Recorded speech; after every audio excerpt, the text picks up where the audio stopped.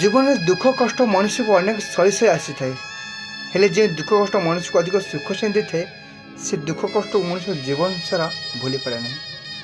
ଦୁନିଆରେ ଏମିତି କିଛି ଲୋକ ଅଛନ୍ତି, ଅନ୍ୟର ଦୁଃଖ ଦେଖିଲେ ନିଜେ କାନ୍ଦି ପକାନ୍ତି।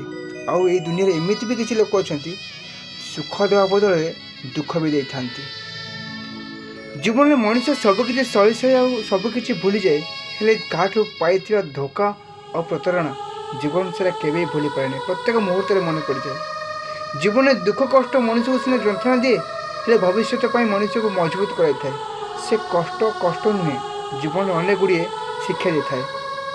এই ଦୁନିଆରେ ଭଲ ମଣିଷଟିଏ ହେବା ପାଇଁ ହେଲେ ଅନେକ ପରିଶ୍ରମ କରିବାକୁ ପଡ଼ିଥାଏ।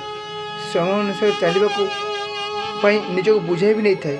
ହେଲେ କିଛି ଲୋକମାନଙ୍କ ପାଇଁ ସବୁକିଛି ନଷ୍ଟ ହୋଇଯାଇଥାଏ। ଫୁଲଟିଏ ଯେମିତି ତା'ର ସୁଗନ୍ଧ ବାସ୍ନା ପାଇଁ ସୁନ୍ଦର ପରିଚୟଟିଏ ପାଇଥାଏ, ମଣିଷ ଏମିତି ଭଲ କର୍ମ ପାଇଁ ଦୁନିଆରେ ପରିଚିତ ହୋଇଥାଏ।